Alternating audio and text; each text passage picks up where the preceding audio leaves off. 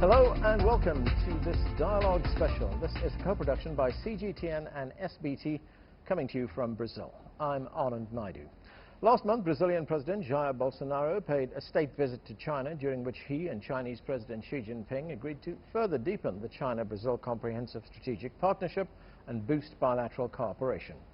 During this year's BRICS summit, the two leaders met again and signed various cooperation documents. Most people would look at China and Brazil and see two very different nations in terms of history, culture, language, demographics, economy. But what unites the two countries and their people and allows them to cooperate so effectively? How should we understand the potential of China-Brazil cooperation under the framework of BRICS as an organization? Well, joining us for today's discussion are Amy Chen, Chinese business executive established in Sao Paulo, Marcus Vinicius de Freitas, visiting professor of China Foreign Affairs University and senior fellow of the Policy Center for the New South, and Joaquim Molina, senior communications consultant with 25 years of broad experience across telecommunications industry. Also with us, my co-host and colleague, Marcelo Torres. Great to have you. It's good to be with you, Anand. Okay, well, let's get right into what we're going to talk about, and that's the technological future for BRICS countries. Amy, let me start with you. The big talk these days is of technology, technological development, cooperation between countries. How do you see BRICS facilitate this for the member states? Well, Brazil has a lot of potential, being, the fifth largest country in the world by terms of landmass and then the sixth most populous country in the world.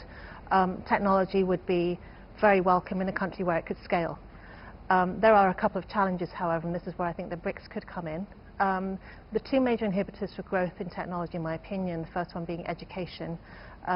Despite being a member of the G20, Brazil ranks around 60 out of 75 countries in terms of the OECD rankings for education. The scores here are inadequate to support the next generation of innovators and computer scientists, and there is a real lack of such skills here in Brazil. However, what the opportunity is for here is educational technology. We can scale here very rapidly and change the prospects in as little as 10 years. The second major inhibitor is infrastructure. There's a lot of talk of amazing technologies coming into Brazil, but unless Brazil improves its core infrastructure of roads and railways and ports and facilitates the movement of goods and people in a way that's efficient and cheap, I believe that technology will be hampered unless this is resolved. I work in agriculture, and sometimes it takes weeks for commodities to reach the interior of Mato Grosso to the export ports. We can use technology to create fintechs and things like that, but unless the goods can move rapidly and quickly, I believe there will be an inhibitor. Marcus, how do you see the political moment of the bilateral relationship between China and Brazil, and how does it stronger economic ties as well? I think that we can divide Jair Bolsonaro, the current president of Brazil, in two moments. Jair Bolsonaro, the candidate, and Jair Bolsonaro, the president. Now, what is the difference? Well, the difference is that the candidate had a rhetoric that somehow was against China. And one of his statements during the campaign is that he wanted China to buy in Brazil and not China to buy Brazil. Now, I think that the visit, which I believe was a little late, considering that China is Brazil's largest trading partner and also one of its largest investors, I think taking 11 months was a little too much.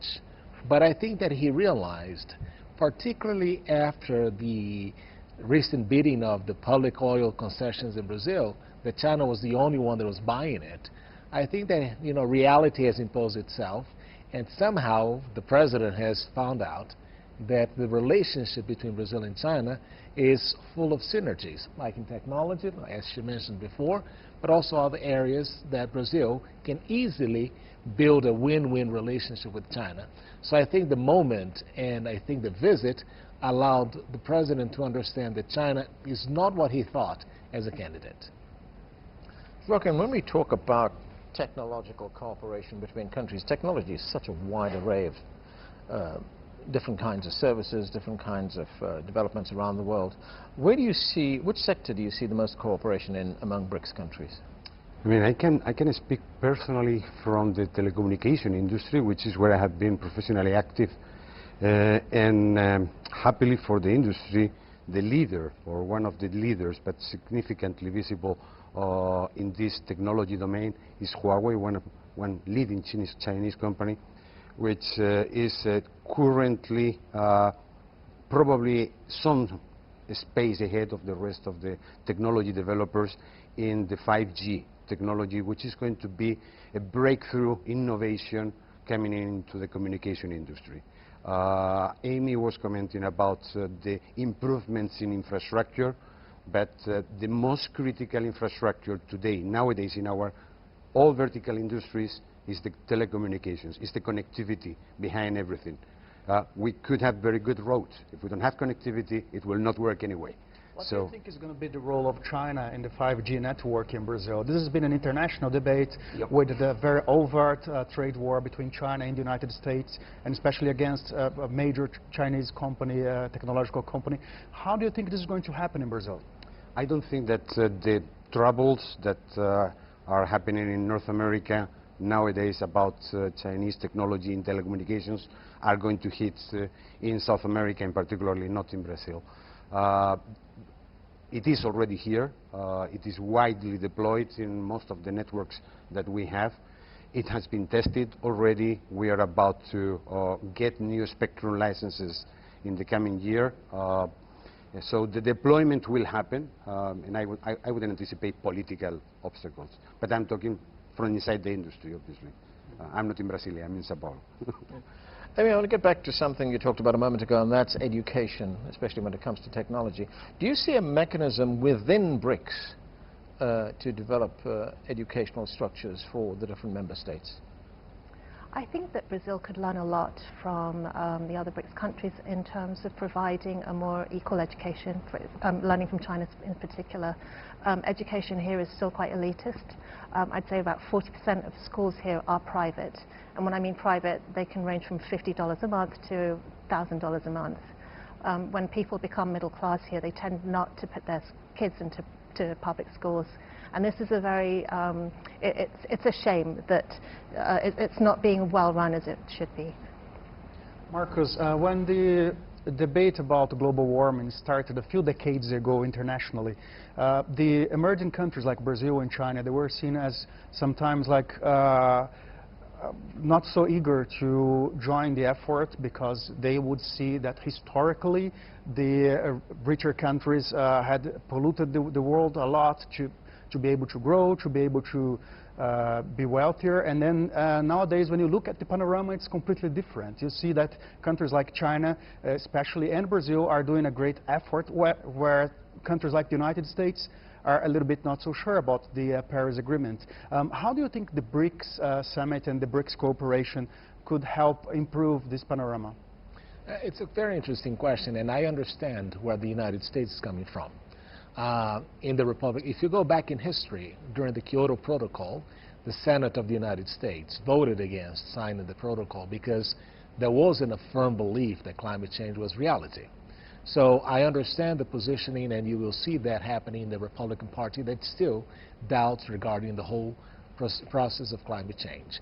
But what we do see, though, is that there is an increased concern regarding environmental degradation, which is an issue in Brazil.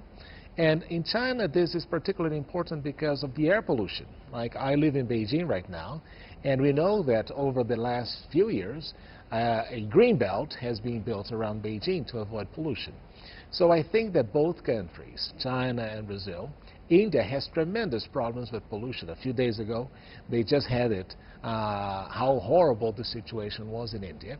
I think these countries that are the largest and the most important developing countries in the world can contribute to create realities that will fix the issue of climate change. But it's a long-term process, and I think the measures are there, slowly.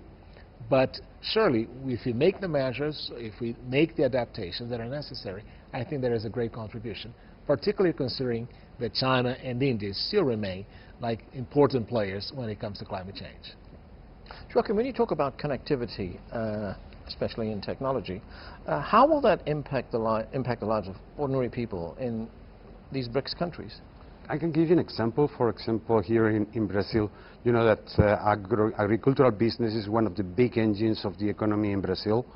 There are great improvements to be grabbed in the agricultural massive production from having processes automated and the production monitoring control. In order to do that, you need to have connectivity. And that's typically a big challenge because connectivity is in the urban areas. Connectivity is where people is living, not where the crops are growing. So bringing connectivity to that large production fields where you could have the improvement of mechanizing, automatizing, and monitoring the production could be critical for the continuous growing of the agribusiness here in Brazil. This can be achieved. It will not be done by the traditional players because the traditional players will not have the incentive to invest in networks in those remote areas. It will have to be some sort of partnership between the producers who may have the interest and the capability to fund the investments and those that officially own the spectrum and licenses to deploy connectivity in those regions. Those are models that can be done, and they can be done today.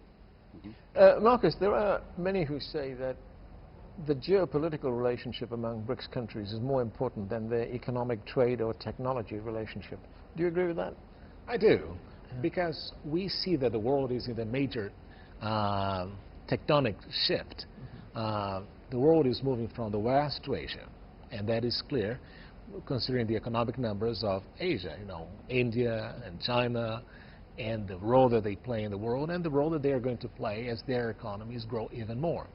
I keep telling my Brazilian friends that any point of growth that you have in China is really disruptive to the whole thing, right? You know, if every Chinese were to decide to drink coffee, no, Brazilians would be very happy because they would be selling lots of coffee to China. So there is that sense that the world is moving and shifting quickly to the east.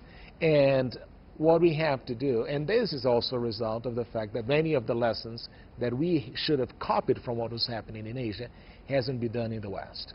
So I do see this political shift moving to the east, and I think China will be the country that will lead the process. But it will be different from the realities that we have today. We in the West have been used to the idea of having a hegemon, like the United States, someone who centralizes the system and tries to control the whole thing. Apparently, by living in China for a little while, I realized that that's not the design that the Chinese see the world functioning. So what we're going to go is a transition period in which there is a declining power and a rising power, and there will be conflicts among them. I do not see a war happening, but we'll see clashes happening, particularly now in the technology field, because it's not a trade war really. It's not because the U.S. is not exporting enough to China, but it's the fact that China is leading the process where they're going to lead in the technology, and not only that, they're going to establish the standards, which is something the United States has not used. So we're going to see these conflicts, which are going to be the new normal, but eventually I do see that, you know, China is actually going back into its historical place of being the main economy in the world. Joaquin, one of the discussions in Brasilia this week is going to be about innovation. How would you compare Brazil and China in terms of innovation, and what are the challenges ahead to make sure that Brazil doesn't lag so much behind? Well, I think that what we were commenting right now about this leadership in the technology domain from China is the result. This is not a weekend activity. This is the result of last 20 years at least of very intensive focus in the innovation, in R&D, in development of this technological sector, which is now paying the results in China, taking the technology companies or the technology sector in China into a leadership position in the worldwide industry.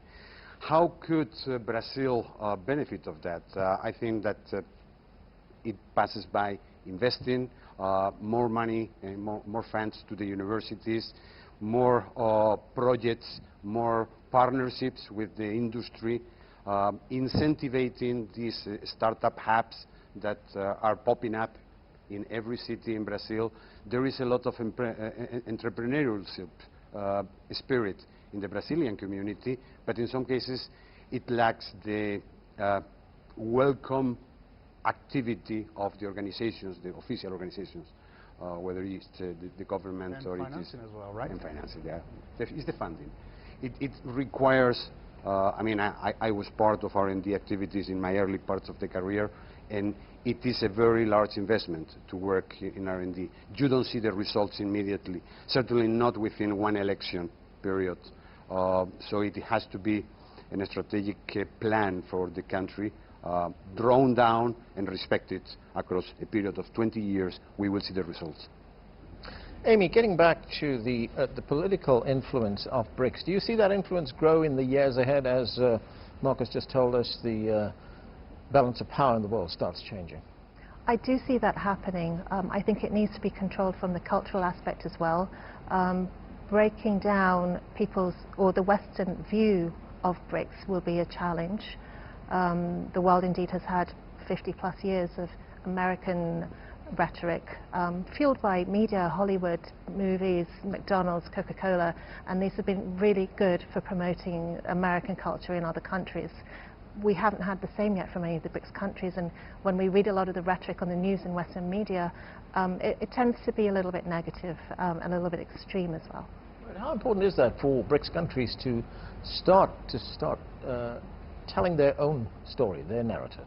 I think it's extremely important to have their voice listened in a credible way. At the moment, if you Googled news from Russia today, there's not just interference in American elections, but potentially in British politics as well. That's the only news we're really getting if you just look at the front page of Google, which of course is American. In terms of China, we have the problems in Hong Kong. There's a lot of rhetoric that we need to educate our partners in the West as well.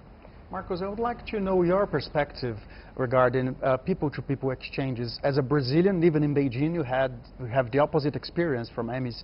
So how do you see this topic? I keep telling my students sometimes that China is the best kept secret by 1.4 billion people, right? Because not many people outside of China understand what's going on in China. And when they do, and they go and they Google it or they go anywhere, the information that they get is always distorted, not based on the reality. I think that one of the greatest things that has been done, at least announced by President Bolsonaro, was the issue of visas. The Chinese had around 160 million people going out of China last year, and only 50,000 actually came to Brazil. And Brazil is a good place to go. You know, Brazil has nice beaches, it's got a wonderful weather and all that, and I think we're not taking advantage of these opportunities by getting rid of the visa restriction, which is a minor thing, I'd say, but it's an impediment. And I think that what we need to do is to get Brazilians to know more about China, and we need the Chinese to learn more about Brazil.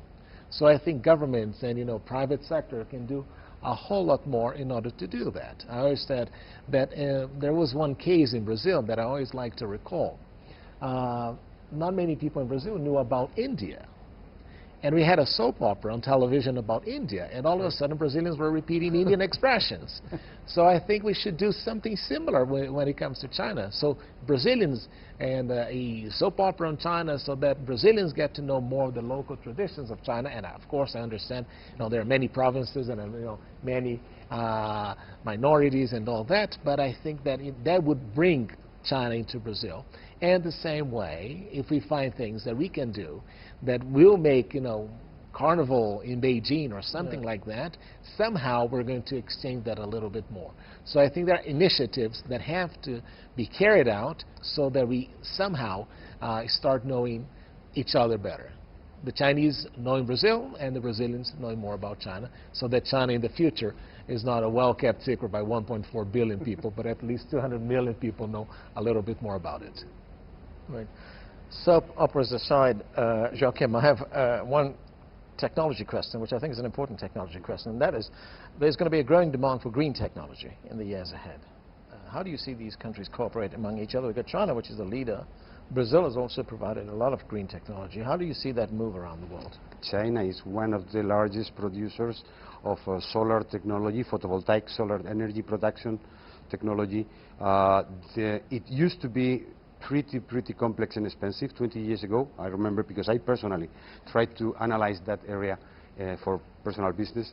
And nowadays, the improvements in production have dramatically brought costs for that infrastructure down.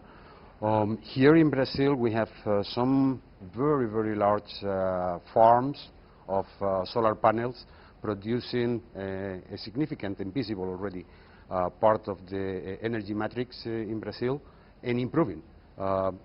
It's known that Brazilian energy matrix is pretty clean, so these investments should be incentivized just to get rid of the oil energy component as soon as possible. Amy, as a Chinese investor in Brazil, how do you see the role of the new development bank so far? I think that it's absolutely welcome that these development banks do play a big role within the BRICS countries. They are developing, after all, still very much. I would say that, however, as Chinese investors, we've invested in agriculture here in Brazil, and agriculture by far is the jewel of Brazil's crown. It contributes just under 25% of Brazil's GDP, and is blessed with such things like the right temperate for 2 harvests a year and the biggest freshwater supply in the world. And what we're seeing from a technology side is a very, very exciting explosion of agricultural technology companies here. The last 20 or 30 years have been based on biotechnology. So institutions such as Embrapa here in Brazil has contributed a lot towards the growth of agriculture in Brazil. And I think that the government must support the continuation of the study and the research that Embrapa does to the country.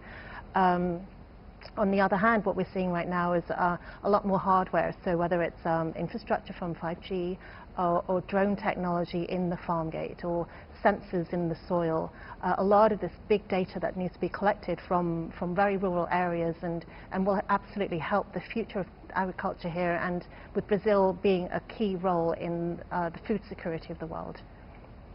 Marcus, talking about investment banks, of course China created the AIIB.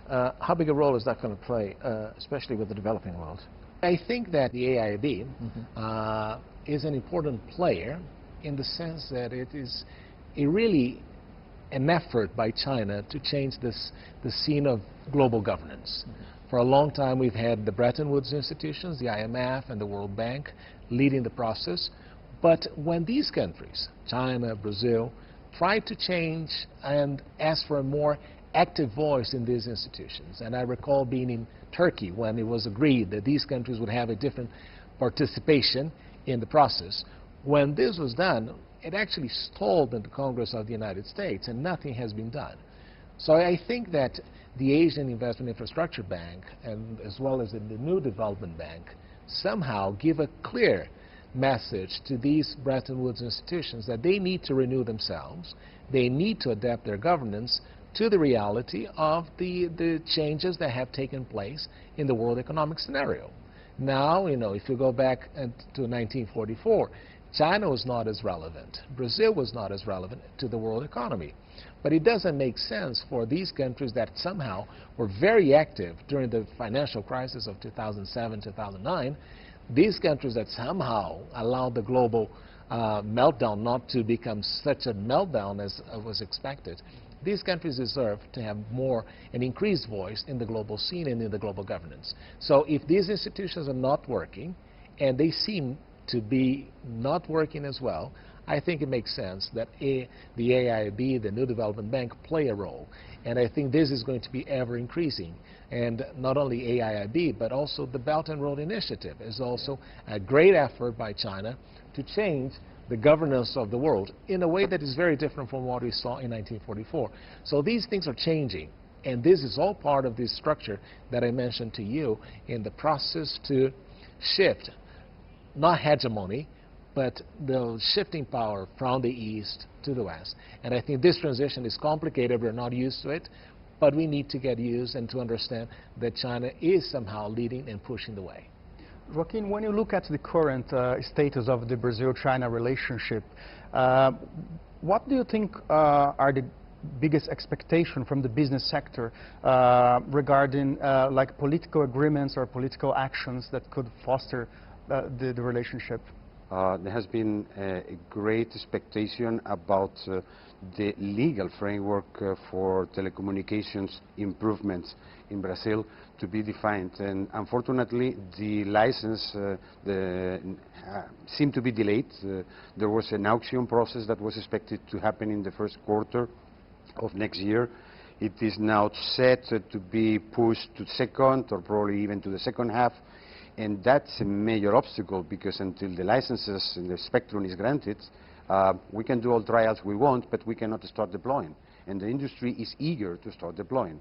So this sort of administrative, I wouldn't say political, but administrative hinders are really a bottleneck in some cases in the deepening of the relationship, in the exchange of experiences, in bringing technology, in this case from China, into Brazil, and getting the industry forward. So. Amy, I have one question about the economic relationship between BRICS countries. One of the ratings agencies looked at the BRICS countries when they were formed in 2006 and saw that insofar as expectations of economic growth were concerned, China and India surpassed expectations. Since 2006, South Africa and Russia have failed, and since 2010, Brazil has failed. So how do these pretty disparate economies reconcile each other for BRICS to be successful? That's a difficult question. I mean, I would say that one of the main contributors for Chinese growth is its steady government. I've only been in Brazil for 3 years, but I've already seen 3 presidents here. It must be very, very disruptive for long-term planning for the country, for urgent things such as education and infrastructure that I mentioned earlier, with such disruption to the government. I think, you know, these countries that are lagging behind are known, unfortunately, a little bit for corruption and things like this. And, you know, if the current governments can do a lot more to increase their governance and to increase stability with the right policies, I think they could start to catch up. You got to look at the G7. Right. The G7 also has tremendous problems internally. You have Brexit, you have Canada, which has had a problem with the political system, and the election of Justin Trudeau. So all these countries are also facing problems. Italy. So I think, you know, when we started looking into BRICS and said, okay, we should not have such a high regard. We have to look into BRICS, and we also have to compare what the others are doing. Right. About the mining sector. It's a very sensitive subject, especially for Brazil and South Africa. How do you think the BRICS countries could cooperate with each other to improve standards and to improve, like, not only safety standards but also environmental standards?